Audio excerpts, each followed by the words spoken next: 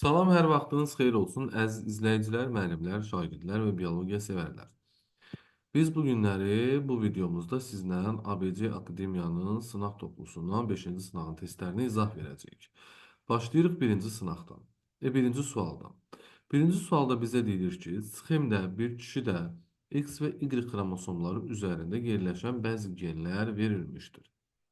Və bizə deyilir ki, fenotipi verilən qız övladlarının hansı bu kişinin övladı ola bilməz? Bu tip sualda qız övladına bilirsiniz ki, kişinin X cinsiyyət xromosomu keçə bilər. Y cinsiyyət xromosomu keçə bilməz. Ona görə heç Y-ə baxmırsınız. Sadəcə X-ə baxırsınız. Və sizə bu tip suallarda ən böyük kömək olacaq şey deyək ki, bax bu kişinin X-i ilə qadının X-i birləşməlidir də, düzdürmü? Siz mütləq özünüzə bir dənə xromosom kimi buradan xətt çəkirsiniz. Qadının X xromosomu olur bu və bunun üzərində dominant genlər yazırsınız. Hamısını, genlərin hamısını dominant yazırsınız. Bu sizə kömək olacaq. Aha, baxaq. Bax, A variantında böyük T geni zaten kişidə var. Böyük K geni kişidə yoxdur, amma qadından keçə bilər də. Qadındakı X xromosomu ilə keçə bilər bu. Böyük K geni. Düzdür? Ola bilər ki, qadında olsun, X xromosomu da keçsin. Kiçik M geni onsuz da kişidə var. Keçə biləcək qızına. Böyük F geni də kişidə var, qızına keçəcək. A variantı getdi. B variantında, bax görürsünüzmü? Burada kiçik T verildi. Kiçik T geni fenotip kimi. Fenotip kimi. Ha. Üzə çıxmaq üçün həm kişidə kiçik T olmalıdır, həm də qadının X cinsiyyət xromosomunda kiçik T geni olmalıdır. Amma atada böyük T geni var. Böyük T geni var. Düzdür, kiçik T geni yoxdur. Bu mümkün değil. Ona göre de bizim cevap versiyamız B bəndidir. B bəndidir. O birilerine baxaq. Bax, C bəndində böyük T geni kişidə var. Böyük K geni qadının X cinsiyyət xromosomundan götürür. Böyük M genini qadından götürə bilər. Böyük F genini ilə kişinin özündən də götürə bilər və burada bu fenotip üzə çıxar. D bəndində böyük T'dir, kiçik K'dır, kiçik M'dir, kiçik F'dir. Bu genlər kişidə var. Ola bilər ki, qadında da olsun və fenotipcə üzə çıxsın. Yəni, heç bir problemi yoxdur. D bəndində bu kişinin qızı ola bilər. Y bəndində də böyük T fenotipcə üzə çıxa bilər. Kişidə var, qadında da ola bilər. Olmasa belə üzə çıxacaq da artıq bir dənə dominant geni daxil. Kiçik K geni kişidə var. Əgər qadında da olarsa kiçik K şəklində genotip yaranar. Buradan da kiçik K geni üzə çıxa bilər. Böyük M kişidə olmasa belə qadında olarsa X cinsiyyət xromosomunda üzə çıxa bilər. Böyük F zaten kişidə var və dominant gen olduğuna görə üzə çıxa bilər.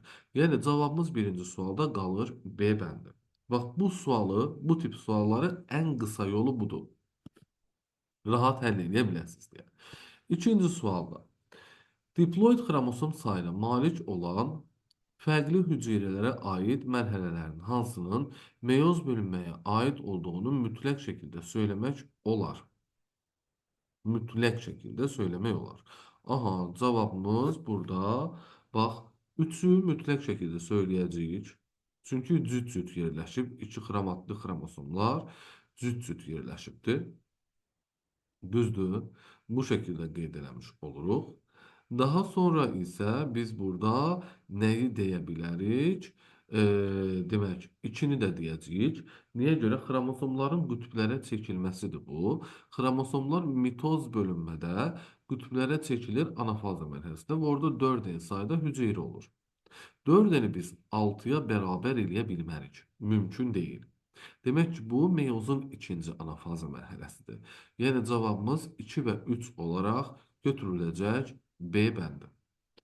Üçüncü sualda deyir ki, insanda X cinsi xromosom ilə ilişikli olan dominant bir genlə ötürülən əlamət haqqında aşağıdakı fikirlərdən hansı doğrudur?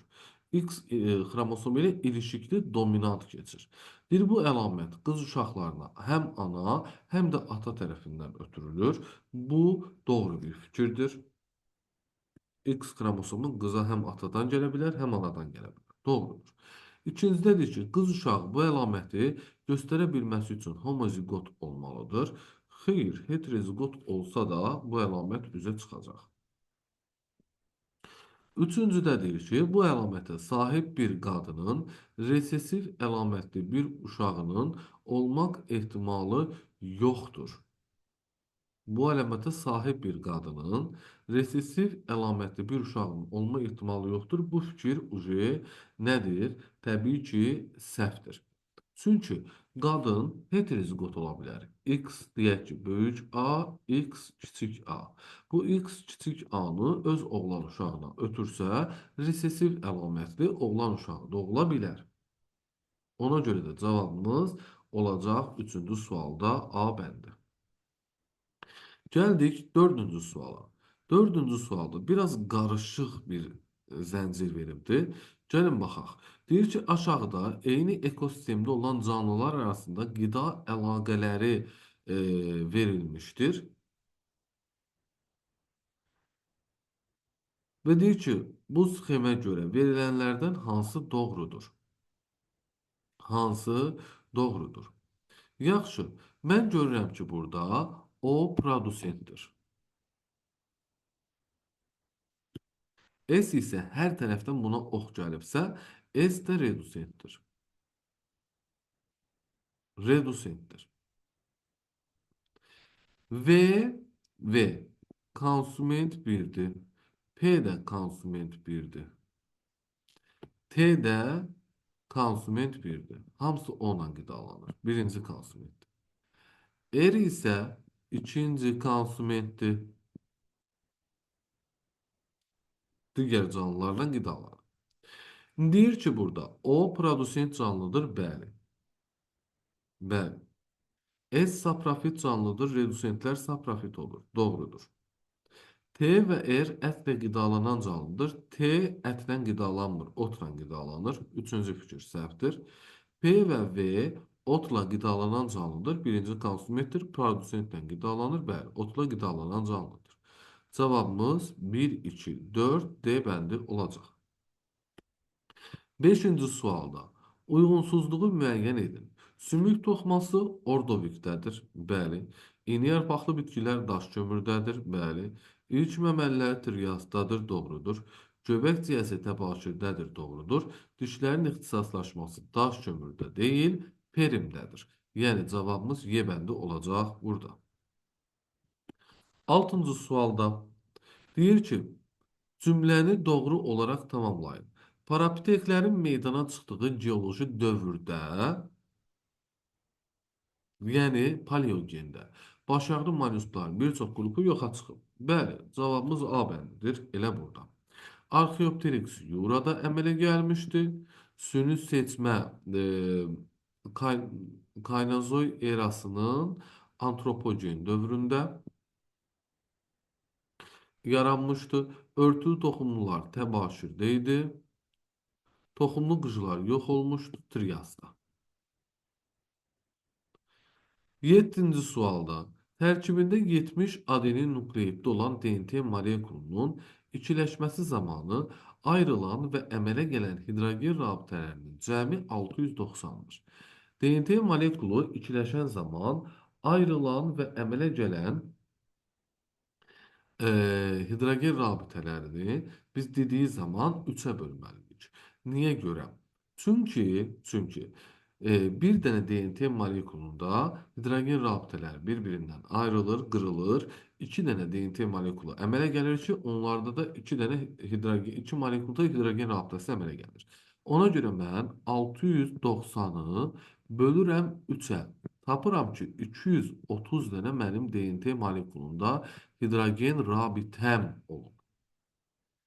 Deyir, ikiləşmədən əmələ gələn bir DNT molekulunda pentoza və fosfat turşusu qalıqları arasında əmələ gələn rabitələrin cəmi neçə edər? Yaxşı, Mən nəyi tapmalıyım əvvəlcə? Nukleotit sayını tapmalıyam ki, pentoza ilə fosfat turşusu qalıq arasındakı rabitəni də ona uyğun düzəldəm. Hidrogen rabitənin düsturu var idi. H bərabərdir. 2 dənə adenin plus 3 dənə guanin düsturundan gətirib yerinə qoyacağım. 230 burada. Adeninin qiyməti 70 idi. 2-yə vuranda 140. Üstə gəlsin 3 dənə guanin. 3 guanini tapanda 230'dan 140'ı çıxıram, qalır 90. Guanin sayı da olur 30. 30. Guanin 30 ise sitozinlə bərabərdir 30'a. Adenin 70'dirsə timin də bərabərdir 70'ə. Cəmi nukleotit sayı bunların cəminə bərabər olacaq ki, nukleotit sayımız bərabər oldu 200'ə. Fosfat turşusu ilə pentoza qalıqları arasında əmələ gələn rabitələrin cəmi, kovalent rabitəni istəyir də bizdən. Bunu biz 2n çıxılsın 2 düsturu ilə hesablayırıq. Yəni 2-ni 200-ə vuracağım.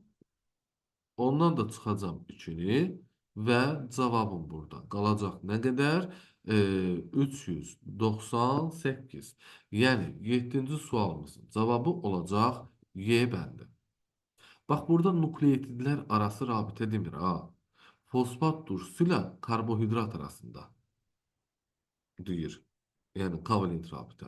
Bu həm nukleotidlərin daxilində var, n qədər nukleoidin içərisindədir. N-2 qədər də nukleotidlərin arasındadır. Bunları cəmləyəndə olur 2n çıxılsın 2. Bu şəkildə hesablama aparırsınız. 8-ci sualda verilmiş qida zəncirində ikinci dərəcəli konsumentin bədəninin qurulmasına 8000 kilojol enerji sərf olunmuşdur. Yəni bizim qurbağada 8000 kilojol enerjimiz var. Buna əsasən otun üzərinə düşən günəş enerjisinin və qartalın bədəninin qurulmasına sərf olunan enerjinin qiymətini müvafiq olaraq yazın. Enerji keçidi maksimumdur. Enerji keçidi maksimum olanda axırdan əvvələ gələndə 5-ə vururduq. Əvvəldən axıra gedəndə isə 5-ə bölürdük. Yəni 8000-i 5-ə vuranda çərkədə olacaq 40.000. 40.000-i 5'ə vuranda ot bitkisində olacaq 200.000. Elədir. Sonra axıra gedəndə də 8000-i 5'ə böləndə ilanda olacaq 1600. 1600-də 5'ə böləndə qartalda olacaq 320. Amma bizə günəş enerjisini deyibdir. 200.000 kilojol, bax burada yazaq. 200.000 kilojol. 1%'dir. Bitki 1%'dən istifadə edir axı. 100%'ində tapanda bura x qoyduğumuz zaman x eləyir 2 dalıca 7 dənə 0. 6, 7. Yəni 20 milyon. Bu şəkildə. Yəni 8-ci sualın cavabı bizdə olacaq A bəndi. 9-cu suala gəlirik. Deyir ki, aşağıdakı qrafiklərdə bir məməli heyvanın ana yumurta hüceyrəsinin meyoz bölünməsi zamanı bəzi dəyişikliklər göstərilmişdir. Deyir, qrafikə görə aşağıdakı fikirlərdən hansı yanlışdır? Hansı yanlışdır? Sentriol ilə xromosom arasındakı uzaqlıq azalıb. Demək ki, burada qütblərə çəkilməyə var. Qütblərə çəkilmə var. Ki, sentriol ilə xromosom arasında uzaqlıq azalıb. Demək bu nədir? Anafaza mərhələsidir. İki sentriol arasındakı uzaqlıq artıbsa, sentriollar qütblərə çəkilir. Demək ki, bu profaza mərhələsidir. İki qardaş xromatidlər arasındakı məsafə artıbsa, qardaş xromatidlər deməli anafaza 2-dədir. Bu anafaza 1-dir. Baxaq. Bizə deyir ki, A bəndində yanlışı istəyir. İkinci qrafikdə dəyişmə profaza mərhələsində baş vermişdir. Bəli, doğrudur. B bəndədir ki, ikinci qrafikdəki dəyişmənin baş verdiyi fazanın sonunda nüvə qılafı əriyir. Bəli, doğrudur. C bəndində deyir ki, üçüncü qrafikdəki dəyişmə anafaza 2-də baş verir. Doğrudur. D bəndində deyir ki, bir nömrəli qrafikdəki dəyişmə zamanı homoloji xromosomlar bir-birindən uzaqlaşır. Homoloji xromosomlar bir-birindən uzaqlaşır. Birinci anafazada. Doğrudur. Cüt homoloji xromosomlar bir-birindən ayrılır. Y bəndədir ki, bir nömrəli qrafikdə olan dəyişmə birinci telofazada baş verir. Xeyr, birinci anafazada baş verir. Cavabımız Y bəndi olacaq. 10-cu sualda. Xarici hüceyrə qılafı qlikokaliks olan orqanizmlərin sistematikasında hansı kateqoriyadan istifadə edilmir? Yəni heyvanlarda hansı sistematik kateqoriyadan istifadə edilməz? Ya şöbə, ya sıra. Cavabımız Y bəndi olacaq. 11-ci sualda.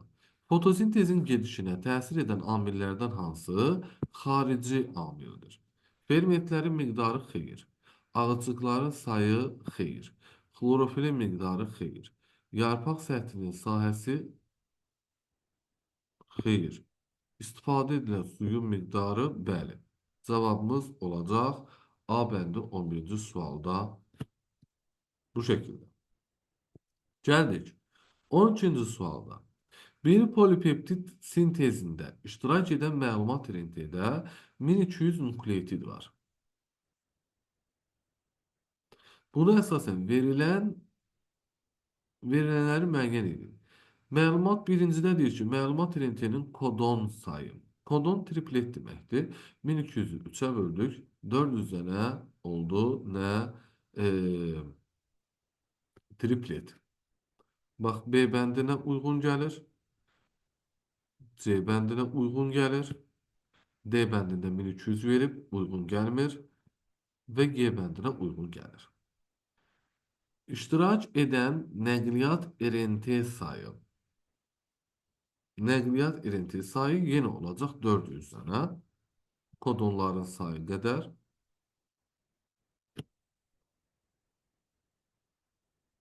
Bir dəqiqə, amma kodlaşdırıcı hissə sözünü deməyibdir. Kodlaşdırıcı hissə sözünü demədiyinə görə 400 dənə olmayacaq. 399 dənə olacaq. C bəndi uyğun gəldi. Y bəndi uyğun gəldi. Hələ ki. İştirak edən amin turşuların sayı elə 399 dənə olacaq. C bəndi ilə doğru olaraq davam edirik. Biosintez zamanı əmələ gələn suyun miqdarı 398 dənə. Amin turşu sayından bir ədəd az. 399-dan 1 çıxırıq 398.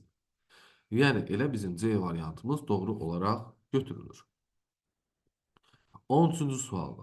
Hansı hərflə göstərilən azotlu əsas guanindir? Ölçücə böyük olan və tərkibində bir ədəd oksigen olan. Yəni X olaraq götürəcəyik C bəndi. 14-cü sualda. Şəkildəki canlı haqqında hansı fikir doğrudur? Bu çay xərçəngidir. Düzdür. Hansı fikir doğrudur? Qanın toxuma mayesi ilə qarışmır. Səhvdir. Açıq qan damar sistemi var, qarışır. İfrazat orqanı qarıncığın sonunda yerləşir. Xeyr, baş hissədə yerləşir. Hətta bığcıqların dibinə açılır. Bir cüt yaşıl vəzidir. Ürəyi 2 kameralıdır. Ürək kameralardan ibarət deyildi bunun. Tənəffüs orqanı traxeyadır. Xeyr, gəlsəmədir. Ürəyində venoz qan olmur. Olmur da. Ürəyində yalnız arterial qan olur. Cavabımız Y bəndi. 15-ci sualda deyir ki, aşağıdakı nəsil ağacında autosom resesiv bir əlamətin fenotipinə malik fərdlər rəngli olaraq göstərilmişdir. X-la göstərilən fərdin homozigot olma ehtimalı neçədir? Baxırıq. Kiçik A, kiçik A, kiçik A, kiçik A. Qalanlar hamısı dominantdır. Ona görə böyük A yazıram.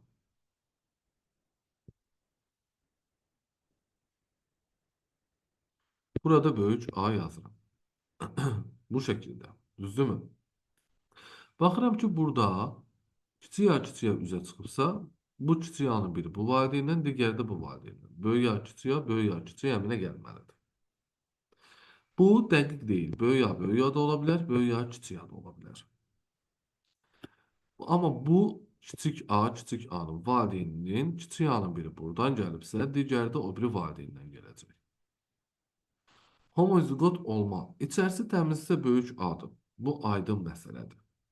Bu aydın məsələdir. Böyük yağ kiçik yağını, mən böyük yağ kiçik yağla burada çarpazlaşdıranda bir dənə böyük yağ alıram, iki dənə böyük yağ kiçik yağ alıram və bir dənə də kiçik yağ alıram. Bunun içərisi artıq X-in içərisini təmiz veribdir. Yəni rəyli verməyibdir. Ona görə bildik ki, bu resesiv ola bilməz. Amma baxıram ki, 3 genotipdən bir dənəsi böyük A, böyük A-dır. Demək, bunun böyük A olma ehtimalı 3-də 1-dir. Böyük A, kiçik A desəydi 3-də 2 götürəcəkdik. Yəni cavabımız D bəndi olacaq. 16-cı sualda. Deyir ki, DNT-nin zülal kodlaşdıran müəyyən hissəsi verilmişdir. Bu hissəyə uyğun məlumat RNT əsasında sintez olunan polipeptid zəncirdə amin turşu arıcılığı necə olar? Timin, adenin, sitozinin A. Tamam, bundan biz məlumat RNT almalıyıq. Sonra onu nəqliyyat RNT ilə qarşılaşdırmalıyıq. Timinin qarşısında adenin, urasil, guanin. Buna uyğun nəqliyyat RNT bunun qarşısında nə durmalıdır? Urasil, adenin, sitozin. Hanı? Urasil, adenin, sitozin. Deməli, birinci P ilə başlayırıq. Elə Y bəndi doğru olacaq bizdə 16-cı sualda yəqin ki. Çünki bir dənə oradadır. Sonra timin, sitozinin qarşısında məlumat RNT-də duracaq. Adenin, guanin. Bunun da qarşısında nəqliyyat RNT-də duracaq. Urasil, sitozin. Bu hardadır? L-dədir. L-də ikinci yazıq. Guaninin, adeninin qarşısında duracaq. Sitozin, urasil. Məlumat RNT-də, nəqliyyat RNT-də də bunun qarşısında duracaq. Guanin, adenin. Bu hardadır? R-dədir. Sitozin timinin qarşısında duracaq. Guanin, adenin. Bu məlumat RNT-də. Amma nəqliyyat RNT-də duracaq. Sitozin, urasil. Sitozin, urasil T-dədir. Adenin timinin qarşısında məlumat RNT-də duracaq. Urasil, adenin. Nəqliyyat RNT-də adenin, urasil duracaq ki, bu da K-dadır. Amma sonda ATT gəlir ki, bu stop tripletdir. Zaten nəqliyyat RNT-də bu yoxdur. Nəqliyyat RNT-də bu yoxdur. Ona görə heç baxmağınıza ehtiyac yoxdur. Cavabımız Y bəndi. 17-ci sualdır. Aşağıdakı şəkildə eyni ərazidə yaşayan, eyni növə aid bitkilər yaşadığı ərazinin göl halına gəlməsi nəticəsində fərqliliyin meydana çıxması göstərilmişdir. Bir gölün iki tərəfində yaşayan bitkilərin zamanla bir-birindən fərqli olmasına səbəb olan amillər hansıdır? İki qrup bitki arasında gen mübadiləsinin dayanması. Bəli, doğru bir fikirdir. İkincidədir ki, gölün əmələ gəlməsi ilə coğrafi təcridin olması. Bu da doğrudur. Areal hissələri parçalanıb da coğrafi təcrid yaranıb və nəticədə nə olub? Yeni formalar üzə çıxıb. Üçüncüdədir ki, qrupların yaşadıkları yeni ərazilərdə fərqli böcəklərlə tozlanmağa başlaması bunun nə aidiyyatı var ki? Yəni cavabımız burada olur. Nə? D bəndi. 1 və 2. 18-ci sualda bir aşağıdakı cədvəldə bir populyasiyada 3 fərqli əlamətin ortaya çıxması müəyyən edən allergenlər və allergenlər arasındakı dominantlıq vəziyyəti verilmişdir. Bu əlamətlər baxımından populyasiyada meydana çıxa biləcək fərqlərdə fenotip müxtəlifliyi neçə növ olar? Görürük ki, bax, birincidə e, böyük yer dominantı kiçik yer üzərində. Yəni bu bildiyimiz elə noxudun tutaq ki, yaşılla sarı rəngdə, yəni Mendelin birinci qanunda kimi, ikinci qanunda kimi falan bu şəkildə. Buradan iki dənə fenotip üzrə çıxa bilər. Dominant və yaxud da resessiv. Resessiv. Burada ikincidə baxırıq ki, M1 nədir? M2-yə bərabərdir. Burada bir M1 fenotipi üzrə çıxa bilər. Natamam dominantlıq var. Bir M2 fenotipi üzrə çıxa bilər. Bir də ikisinin bir yerdə olması. M1, M2. Bu şəkildə. Üç dənə fenotip burada üzrə çıxa bilər. Üç dənə fenotip burada üzrə çıxa bilər. Burada da baxırıq ki, L1 L2 üzərində, o da L3 üzərində dominantdırsa, çox allellikdir. L1 fenotipi üzrə çıxa bilər, L2 üzrə çıxa bilər, L3 üzrə çıxa bilər. Üçünün fenotip qan qruplarında olduğu kimidir. Yəni bu sadəcə qan qruplarında, məsəl üçün necə idi? A e, bərabər idi B-yə, natamam dominant şəklində, böyük idi sıfırdan. Ona görə burada A fenotipi, B fenotipi, O fenotipi A-la da B bərabər olduğuna görə AB fenotipi üzrə çıxıb dördüncü fenotipi yaradırdı. Amma burada bərabərlik yoxdur deyə sadəcə L1, L2, L3 fenotipi üzrə çıxacaq. Bu şəkildə 3 fenotip də burada çıxacaq üzrə. Və nə edəcəyik? Bunları bir-birinə vuracağıq da, təbii ki. 2 vurulsun 3 vurulsun 3. Bu da eləyir 18. Yəni cavab versiyamız olacaq D bəndi. 19-cu sualda Homo sapiensə aid bütün sağlam fərdlərdə eyni olur. Eyni olur. Somatik hüceyrənin bir nüvəsindəki X cinsiyyət xromosomlarının sayı xeyr, qadında və kişidə fərqlənir. Qandakı ağ qan hüceyrələrinin sayı təbii ki, xeyr. Bədən kütləsi və ölçüsü xeyr. Ürəyə bitişik iri damarların sayı bəli. Və gözün müzeyli qişasındakı pigmentlərin sayı xeyr. Cavabımız D bəndə olacaq. 20-ci sualda deyir ki, aşağıdakı qrafiklərdə X və Y dəyişkənliklərinin sistematik vahidlərdən asıllıq qrafiki verilmişdir. Buna görə X və Y dəyişkənlikləri ilə əlaqəli aşağıdakılardan hansı yanlışdır? Yanlışdır. Baxırıq. X artıb, sistematik kateqoriyalı böldükcə Y isə azalıb. A-da deyir ki, X-də canlıların müxtəlifliyi təbii ki, növdən aləmə doğru getdikcə artacaq. Doğrudur.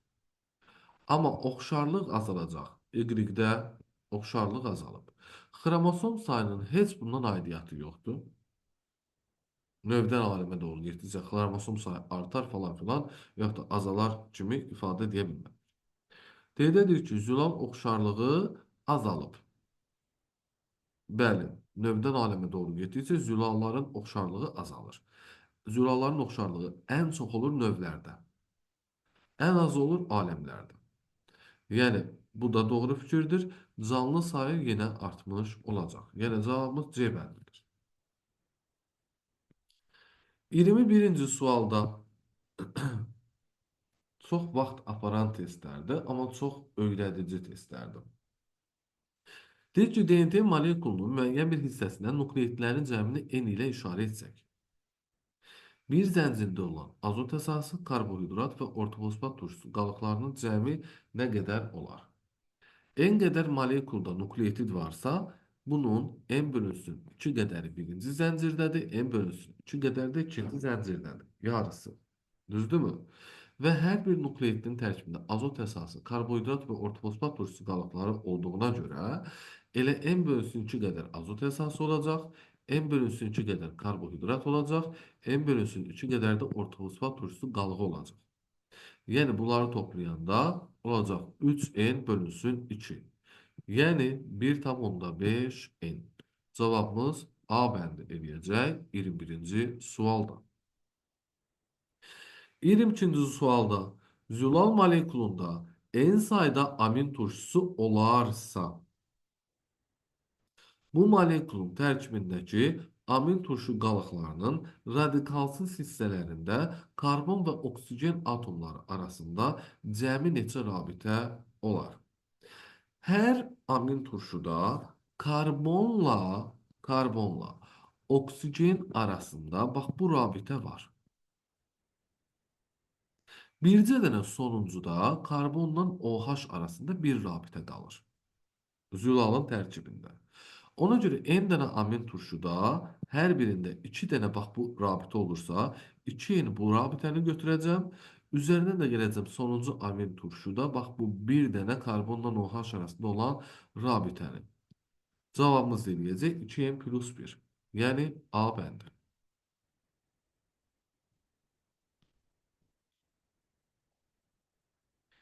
23-cü sualda. Bir cədvələ əsasən A və B 64 olarsa cəmi. Sonda əmələ gələn yönəltici cisimciklərdə neçə cinsiyyət xromosomu olar? Deyib ki, yetişmə mərhələsində əmələ gələn qametlərin sayı A-dır və B-dir. Toxumluqda A-dır, yumurtalıqda B-dir. Toxumluğa X sayda hüceyrə daxil olubsa, ilkin hüceyrə daxil olubsa, elə 4x sayda da qamet əmələ gələr. 4 dəfə çox. Yumurtalıqda 4x sayda hüceyrə daxil olsa, 4x sayda da nə olacaq? Qamet əmələ gələcək. Bunları cəmlədiyimiz zaman, yəni 4x plus 4x bərabərdir 64-ə, 8x bərabərdir 64, x də bərabərdir 8-ə. Yönəltici cisimcik dişidə əmələ gəldiyinə görə 4-ü vuracam 8-ə, 32 dənə başlanğıc hüceyrə olacaq. Başlanğıc hüceyrədən də 3 dəfə çox yönəltici cisimcik əmələ gəlir də. 32-ni də vuranda 3-ə cavabımız eləyəcək 96. Yəni 23-cü sualın cavabı C bəndi olacaq. 24-cü suala baxırıq. Deyir ki, hansı strukturun tərkibində ribosoma rast gəlinməz? Mitoxondrida var, sitoplazmada var, kloroplastda var, endoplazmatik şəbəkənin membranları üzərində var, amma Holmes aparatında yox. Cavabımız D bəndi. 25-ci sualda nəsil ağacında eyni fenotipə malik olan fərdlər gün rənglə verilmişdir. Bir bu əlamət 1, 2, 3 kimi fikirlər veribdir. Yəni necə nəslə keçib? Hansında yerləşir? Gəlin bunu biraz böyüdək. Yoxsa yazmaq biraz bizim üçün çətinləşər. Çətinləşər. Yaxşı. Biraz uzun bir testdir. Çünki 3 dənə şey yoxlamalıyıq. Burada deyir ki, doğrunu istəyir. Deyir bu əlamət Y xromosomunda yerləşir. Əgər Y xromosomunda yerləşsəydi bu, buradakı atadan oğula keçərdi. Düzdürmü? Atada yoxdur, oğulda var. Demək ki, doğru bir fikir deyil. Demək ki, doğru bir fikir deyil. Elə birincini buradan neylədik? Kənarlaşdırdıq.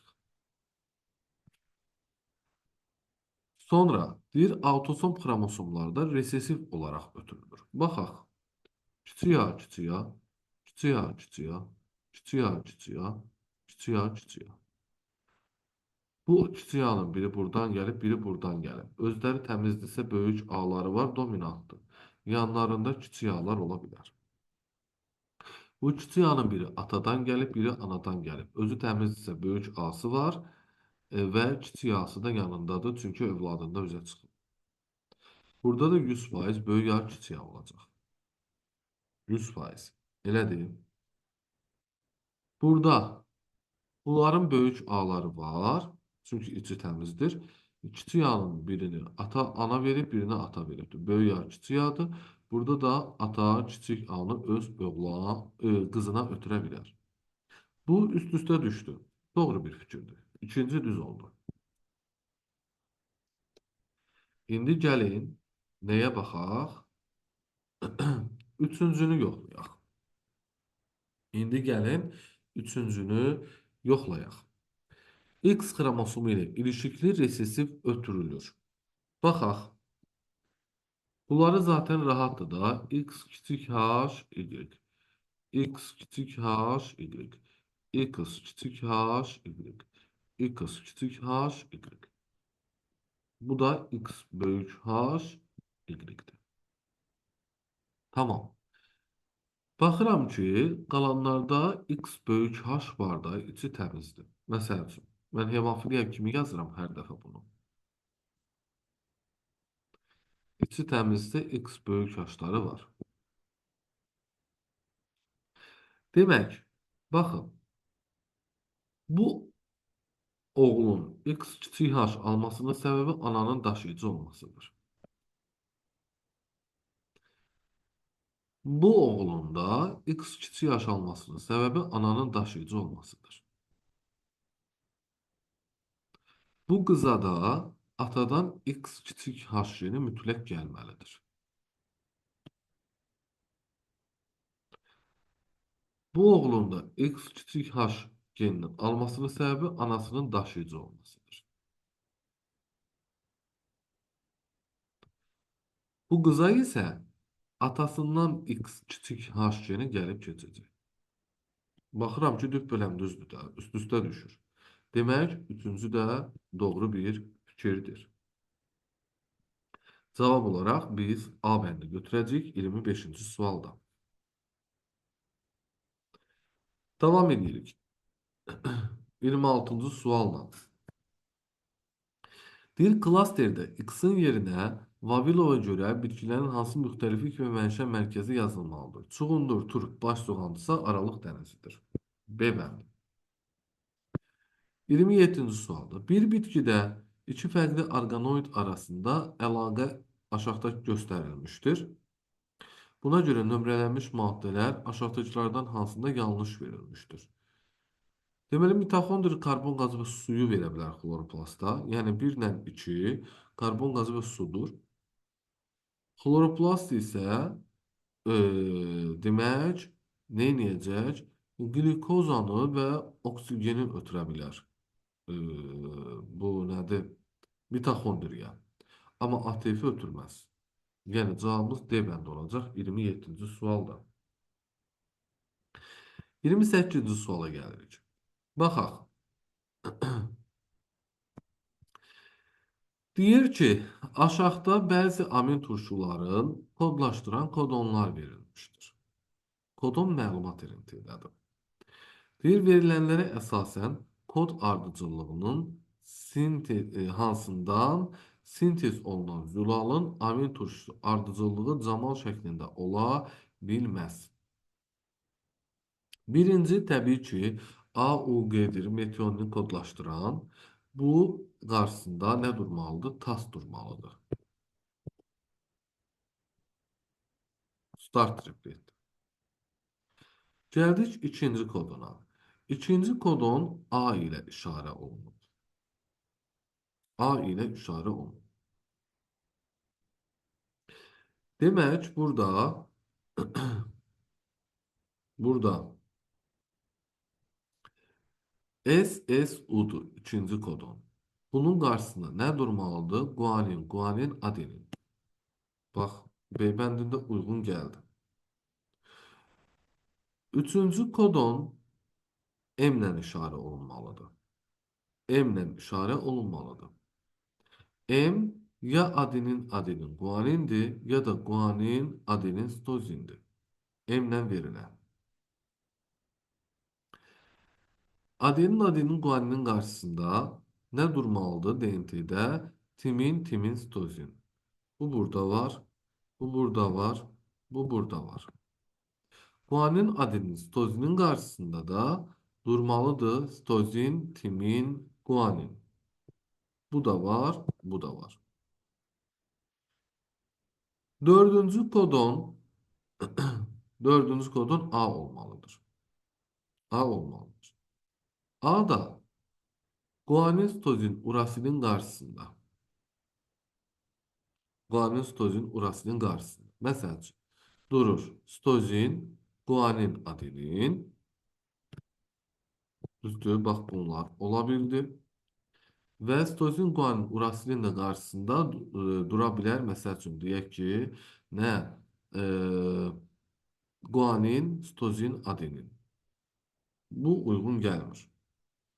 Guanin, sitozin, adenin də qarşısında sitozin, guanin, timin deyə bilərik. Bu da uyğun gəlmədi. Və beşincidə elə uyğun gələnlərə baxırıq. Elde də, elde də olur.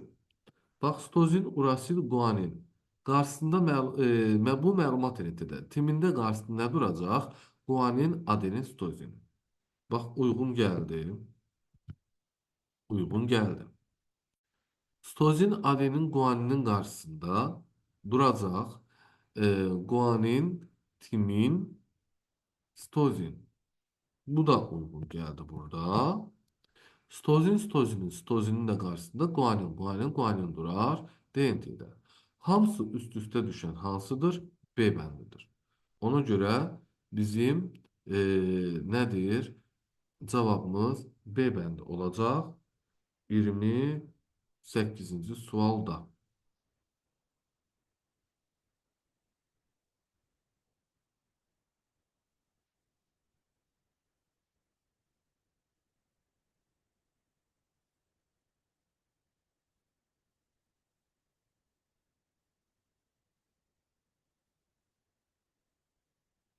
B bəndi ola bilməz deyirik. Bir dəqiqə. Nəsə burada diqqətsiz olmuşuq. Bir dəqiqə. Bir dəqiqə. İkinciyə bir də baxaq. İkinciyə. İkincidə A-nın qarşısında guanin, sitozin, adeninin qarşısında dura bilər. Sitozin, guanin, timin. Sitozin, guanin, timin. Sitozin. Aha, tamam. Sonra guanin, sitozin, urasilin qarşısında A'ları bir-bir yoxlayaq da. A'ları bir-bir yoxlayaq. Demək, guanin, sitozin, urasilin qarşısında sitozin, guanin, adenin. Sitozin, guanin, adenin burada ola bilər. Sitozin, guanin, urasilin qarşısında guanin, sitozin, adenin ola bilər. Bu da olur. Sitozin, sitozin, urasilin qarşısında burada e, ikinci A'da da yəni guanin, guanin, adenin də dura bilər. Amma sitozin, sitozin, timin e, dura bilməz. Çünki sitozin, sitozin, timin məlumat elentində guanin, guanin, adenindir. Guanin, guanin, adenin də hansında verilib? Heç burada yoxdur o. Heç burada yoxdur o. Ona görə də cavabımız D bəndidir. Biraz qəribə sualdır. 29-cu sualda. Cədvələ əsasən x-in yerinə yazıla bilər. Canlı x-dır, inkişaf xüsusiyyətləri, yumurta hüceyrəsi tam bölünmür, sürfə mərhələsində olmursa, bu nədir? Kərtənkələdir. Y bəndi. 30-cu sualda. Deyir ki, aşağıdakı cədvəldə xüsusiyyətləri verilən X, Y və Z orqanoidləri ilə əlaqəli aşağıdakılardan hansı mütləq doğrudur? Mütləq doğrudur. X-dır, eukaryot hüceyrədə rast gəlinir, ATF sintez edə bilir, nuklein turşusuna da sahibdir. X orqanoidi mitoxondridir, dəqiq deyə bilmərik. Ola bilər ki, xloroplast olsun. Y deyib ki, həm eukaryotda, həm prokaryotda rast gəlinir. ATF sintezləyə bilmir, nuklein turşusuna rast gəlirsə, bu ribosomdur. Y orqanoidi DNT-yə malikdir, xeyr. Y orqanoidi zural sintezini həyata keçirir, bəli. Cavabımız D bəndidir elə. Z üçün də deyir ki, eukaryotdur, ATF sintezləyə bilmir, nuklein turşusuna sahib deyil. Z orqanoidi Holc aparatdır, dəqiq deyə bilmərik. Bəlkə endoplazmatik şəbəkədir. 7 dedi ki, X və Z orqanoidlərinə eyni hüceyrədə rast gəlinməz. Niyə rast gəlinməsin ki? Məsəl üçün mitoxondri ilə Hodge kompleksi bir yerdə ola bilməz və ya da xloroplastla Hodge kompleksi bir yerdə ola bilməz. Yəni ola da bilər. Yəni dəqiq demək olmaz. Ona görə cavabımız D bəndidir. 31-ci sualda verilənlərin hansı davam etmə müddəti ən çox olan geoloji erada, yəni proterozoida baş verib? Qırxdaqlı balıqlar paleozoidu, ilk sürünənlər paleozoidu, ilk yeni yarpaqlılar paleozoidu, bitkilərin quruya çıxması paleozoidu, ilk ibtidai göbələklərin yaranması proterozoidu. Cavabımız Y bəndi. 32-ci sualda yanlış fikir göstərin. Avstralopiteklər yırtıcı olublar, bəli, Hannibal idilər də ümumiyyətlə yəni. Hannibalizm yoxa çıxıb Kromanyonlarda. Onlara qədər hamısı Hannibal olub. Düzənliklərdə yaşayıblar, bu da doğrudur. Sürü halında olublar, bəli. E, demək, çoxlu növə malik olublar. Çoxlu növə malik olublar.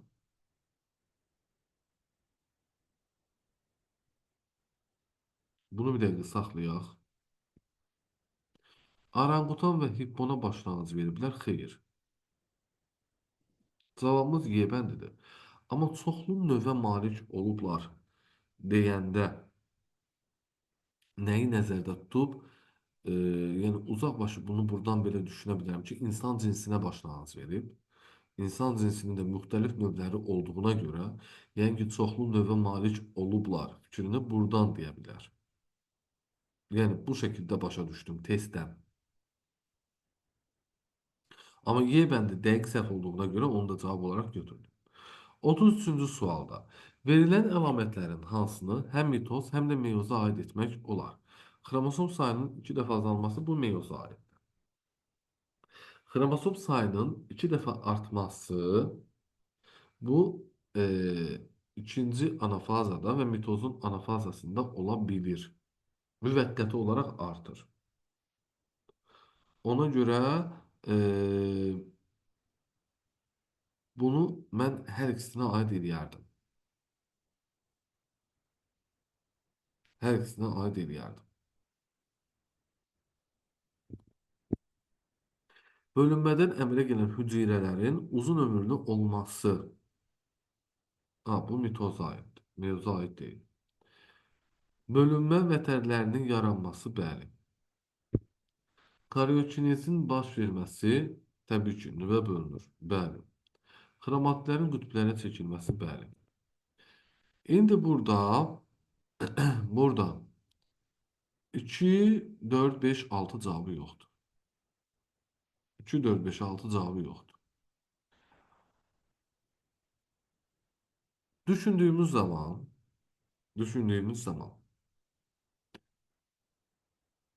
mitoz bölünmənin əvvəlində 2 gen hüceyrə daxil olur, 2 gen xaric olur. Əmələ gəlmir, düzdürmü? Xromosom sayı ümumilikdə dəyişmir. Amma bir fazasında müvəqqəti olaraq anafazada artır. Meyoz bölünmədə də 2 gen əmələ gəlir, 2 gen daxil olur, N əmələ gəlir hüceyrələr. Amma ikinci anafazda müvəqqəti olaraq xromosom sayını artır. Yəni ki, bunu ümumi şəkildə nəzərə almayıblar. Əvvəldə və sonda fikirləşiblər. Ona görə içini götürməyiblər. Cavabımız B bəndi olacaq onda. Yəni mülahizə yürüdürük də xüsusi bir şəkildə. 34-cü sualda. Fenilketonuria autosom xromosomlardakı resessiv bir allel gen ilə meydana çıxan xəstəlikdir. Bəli, amin turşunun mübadiləsinin pozulması zamanı əmələ gələn irsi xəstəlikdir. Bu xəstəlik geninə görə heterozigot genotipli ana və atadan ard-arda doğulan 2 uşağın xəstə olma ehtimalı neçədir? Yəni monohibrid çarpazlaşma. Böyük yağ kiçik yağ çarpazlaşır böyük yağ kiçik yağ. Bir dənə böyük yağ alırsınız. İki dənə böyük yağ kiçik yağ alırsınız. Bir dənə də kiçik yağ alırsınız. Düzdürmü? Kiçik yağın birinci uşaqda da üzə çıxma ehtimalı 4-də 1-dir. İkinci uşaqsında bu çarpazlaşmanı yenidən aparıb, onda da 4-də 1-dir. Bir-birinə vuranda cavabımız 16-da 1 C bəndi eləyir.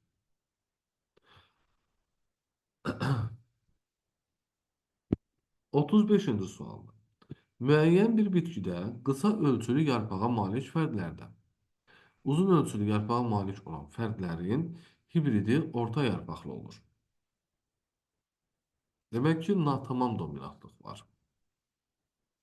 Bu fərdlərin populyasiyasında cəmi 3600 fərdin 324-ü qısa ölçülü yarpaqdır. Qısa ölçülü yarpaqdır. Orta ölçülü yarpağa malik olan bitkilərin sayını tapın. Aha. İndi deyək ki, qısa ölçülü burada dominant resesiv verməyibdi. Qısa ölçülü yarpağı məsəl üçün, olsa natamam dominantlıqdır, fərq etməz. Dominant götürək.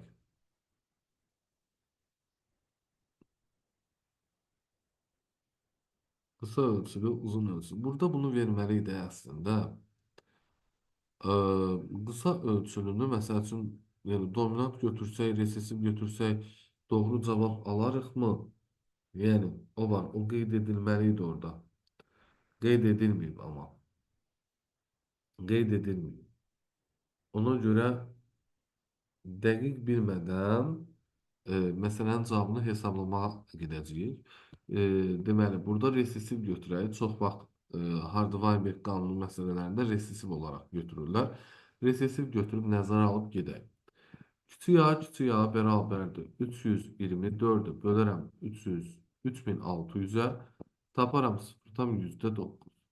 Kiçik A gəndə buradan bərabər olacaq 0,3-ə. Böyük A üstə gəlsin kiçik A bərabərdir 1 düsturundan. Böyük A üstə gəlsin 0,3 bərabərdir 1-dirsə, böyük A-nı da tapanda 1-dən 0,3 çıxacaq. Eləyəcək 0,7. Nə istəyir? Orta ölçülü yarpağa malik olan bitkilərin sayını. Orta ölçülülər heterozigotlardır. Böyük ya, kiçik ya, təbii ki 2 dənə yazmalıyıq. Çünki alınma ehtimalı digərlərinə nisbətən 2 dəfə çoxdur. 2 vurulsun 0,7 vurulsun 0,3. Bu delir 0,3'den 42. Bunu da biz ehtimalda da ümumi sayı vuranda yani 3600'e vurduğumuz zaman cevabımız alınacaq. Ne kadar? 1512. Bu şekilde tapdıq. Yəqin ki düz olar. Düşünmürəm ki səhv olacaq. Çünki yolunu doğru getmişik. Heç bir problem yoxdur məncə. Yəni cavabımız B bəndi. Gəldik 36-cı suala. Cədvələ əsasən x plus y plus z plus k ifadəsinin qiymətini tapın. Oğlan uşaqlığı somatik hüceyrəsinin bir nüvəsindəki autosom xromosom sayı veribdir. Down sindromunda 45 dənə. Klinefelter sindromunda 44 dənə. X cinsiyyət xromosomunun sayı Down sindromlu oğlanda 1 dənədir. Klinefelter sindromunda 2 dənədir. Bunların cəmini tapanda 46-nın üzərindən 46, yəni 45 üstə 1, 44 üstə 2, 46, 46 edir. Cəmləyəndə cavabımız B bəndi 92, 70 olacaq. 37-ci sualda diploid canlının 4 somatik hüceyrəsində və 2 qametində olan xromosomların sayının n-ə bərabərdir. Həmin hüceyrədə cəmi neçə autosom xromosom var? Diploid canlının 4 dənə somatik hüceyrəsi 4 vurulsun 2n bərabərdir 8n edir. 2 dənə qameti də n-dir də. Üzərinə gələndə 2-ni n-ə vuranda 2n. Bu da elədir 10n. N'in qarşısındakı rəqəm həmişə demişik cinsiyyət xromosomunu göstərir. Bu ümumi xromosom sayını böyük n-dən göstəribsə, bundan mən çıxaram cinsi xromosomu ki, autosomu tapalım. Yəni cavabımız C bəndi olacaq. C bəndi olacaq. 38-ci sualı. Biyokimyəvi təkamül fərziyyəsinə görə yer üzərində həyatın əmələ gəlməsi yolunda 3-cü mərhələyə aiddir. Nədir bu? Öz-özünü törədən molekulların əmələ gəlməsi. Yəni cavabımız C bəndi. 39-cu sualda qan qrupu A0 RH müsbət olan kişi qan qrupu AB RH müsbət olan qadınla ayrı qurmuşdur. Kişinin anasının qanı rezus faktoruna görə mənfidirsə, kişinin anası mənfidirsə demək ki, mənfidən buna rezus faktora böyük yer kiçik R geni keçib. Yəni kiçik R geni keçibdir. Müsbət RH müsbətdə böyük yeri var. Amma kiçik R geni keçibsə, yəni anasından keçib də mənfi qan qrupuna malik olub axı kişinin anası. Qadının rezus faktoruna görə atasının qanı müsbət, anasının qanı mənfi olmuşdur. Ha, bu qadında da mütləq böyük yer, kiçik yerdir. Yəni başqa bir yolu yoxdur. Bu kişi və qadının nikahında dünyaya gələn övladların neçə faizi fenotipcə müsbət qan qrupuna malik olar? Hə, sadəcə qan qrupunu soruşur. Rezus faktoru soruşur. A0 AB-ni burada onda neyinirdi yazırdı, heç başım çıxmır. Deməli, böyük yer, kiçik yeri təbii ki, çarpazlaşdıranda böyük yer, kiçik yerlə bir dənə böyük yer, iki dənə böyük yer, kiçik yer, bir dənə də kiçik yerdir. Müsbət qan qrupu 4 dənədən 3-ündədir. Yəni bu 75% olur. Mənfi qan qrupu da 4 dənədən birində, yəni 25% olur. Yəni cavabımız C bəndi. Nəhayət 40-cı və sonuncu sual deyir ki, uyğunluğu müəyyən edin. Stabilləşdirici, hərəkət verici və disruptiv seçmə. Bir ki, növ üçün səciyyəvi olan əlamətlərin orta göstəricidən kənarlaşan fərdlərin çıxdaş edilməsi bu stabilləşdirici seçməyə aiddir. 1-ə aid oldu A. Dəyişən mühit şəraitinə uyğun yeni əlamətlər meydana çıxması bu hərəkət verici seçmədir. 2-yə aiddir B. Bir-birindən fərqlənən bir neçə formanın yaranması ilə nəticələnir. 3-ə də aiddir C. Yəni 40-cı sualda cavabımız B bəndi. Belə əzizlərim, bugünkü test izahlarımızdan bu qədər. Sağ olun, hələlik.